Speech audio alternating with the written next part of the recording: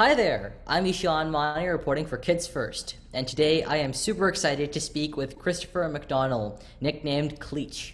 McDonell is a Canadian filmmaker who produced a touching documentary, Queen of the Beach, following the story of Shilpa, a child laborer from Goa, India, and how Chris helped her reach her dream of attending school. The film releases on digital and on demand on August 15th, which is Indian Independence Day. Welcome to the show, Chris. Hey, thank you very much. Thank you for having me.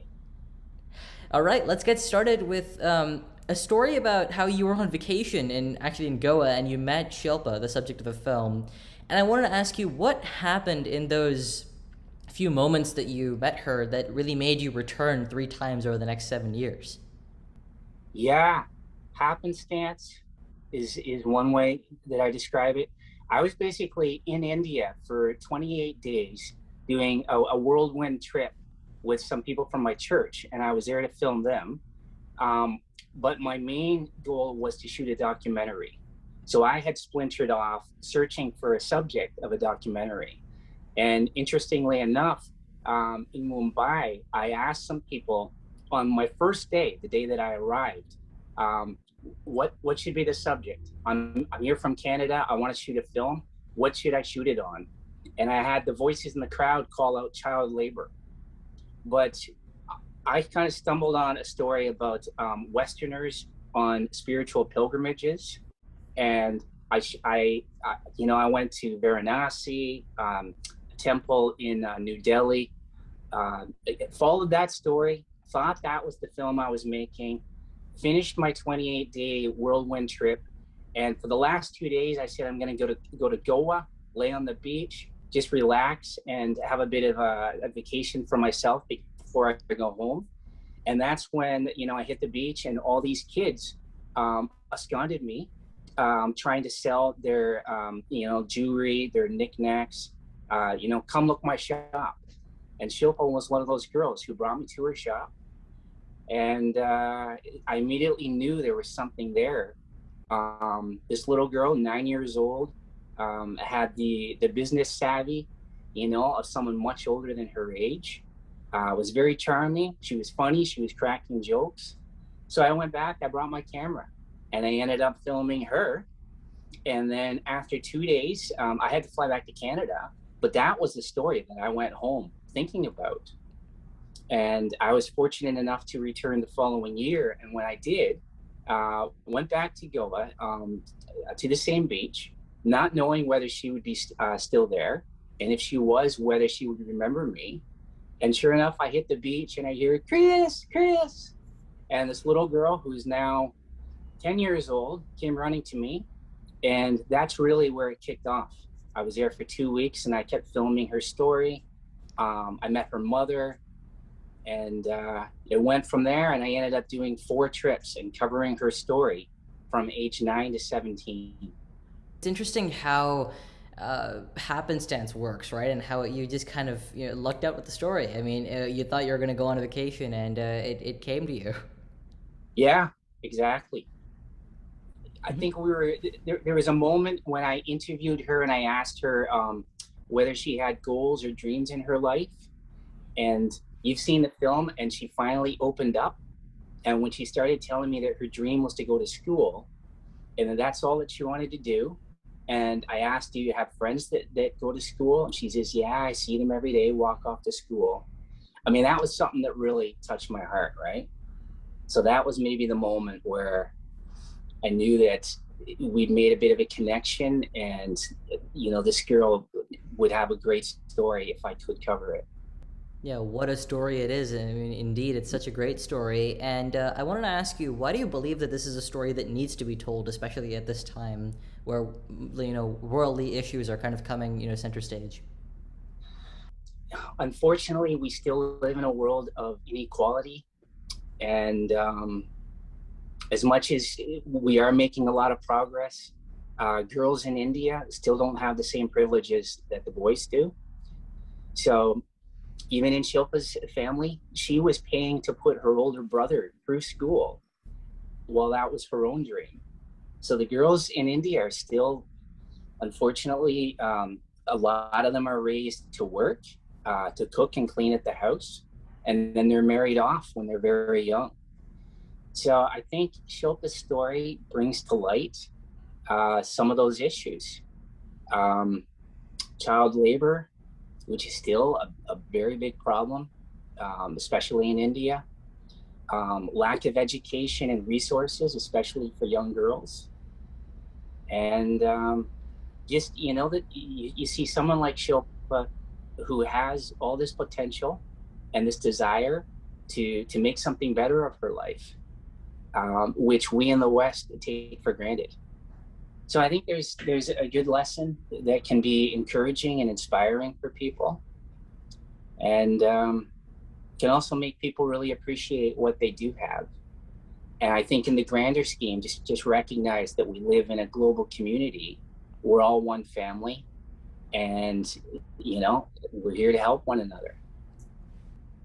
Absolutely, and I think what's interesting is when you first watch the film, you'd think that the main messages are, persevering, despite all the obstacles that you faced, which, by the way, we're going to talk about that very soon, but despite all the obstacles that you faced, I mean, you managed to persevere through all of that, and of course, viewers will have to watch to see how that happened.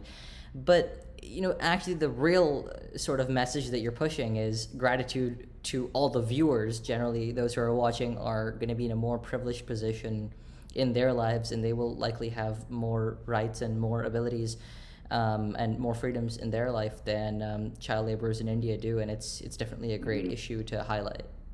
Yeah, very true.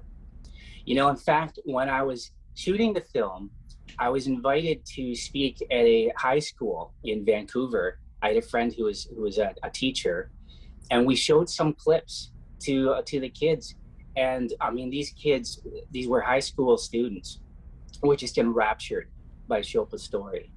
And they came to me after class and were asking questions. So I think it really is an eye-opening film and story that people don't realize, the other side of the world, how people are living.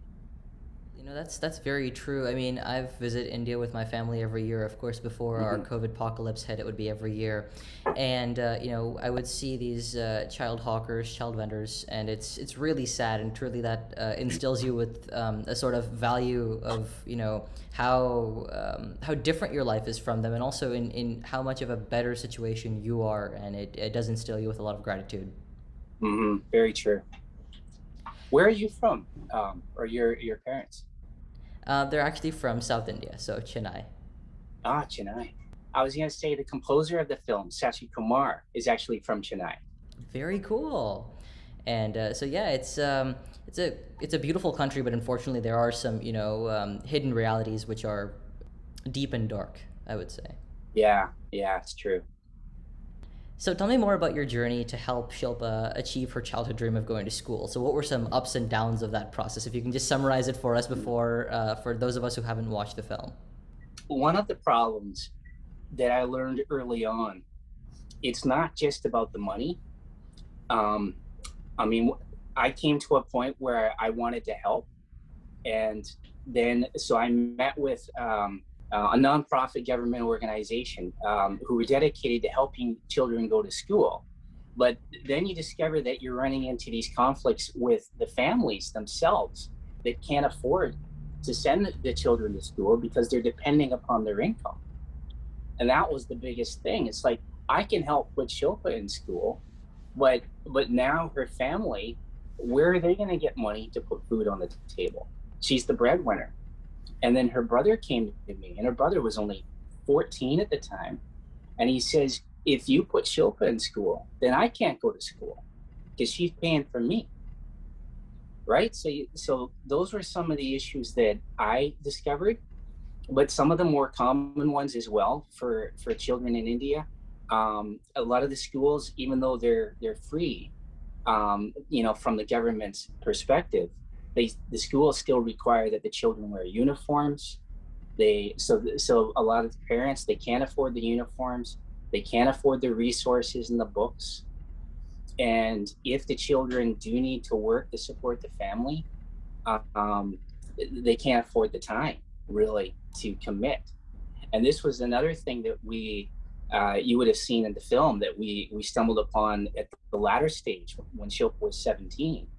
we this organization was willing, El Shaddai, they were willing to take her on in one of their primary schools, but they insisted that Shilpa commit to 5 days a week and follow, their timetable of hours.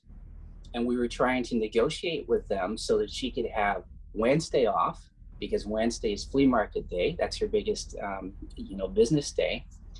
And she needed to be able to continue working to support her family. So she wanted, shorter hours in the day. And ultimately, they weren't willing to make that compromise. They have very strict regulations, and fair enough. So we had to resort to another type of school, and it just highlights, the difficulties that even when you think you've got the solutions, you still have all these layers of problems and complications. I love that. That last sentence is perfect. Really encapsulates the entire film. And I want to thank you so much for speaking with me today, Chris. It's been amazing. Hey, thank you very much. I really appreciated this. Queen of the Beach releases on digital and on demand on August 15th, 2021, so definitely go and check it out. I'm Eshaan M reporting for Kids First. Be sure to like and subscribe to our channel and turn on notifications by hitting the bell so you don't miss my next interview or those of my amazing Kids First teammates. Thank you so much for watching once again. Bye!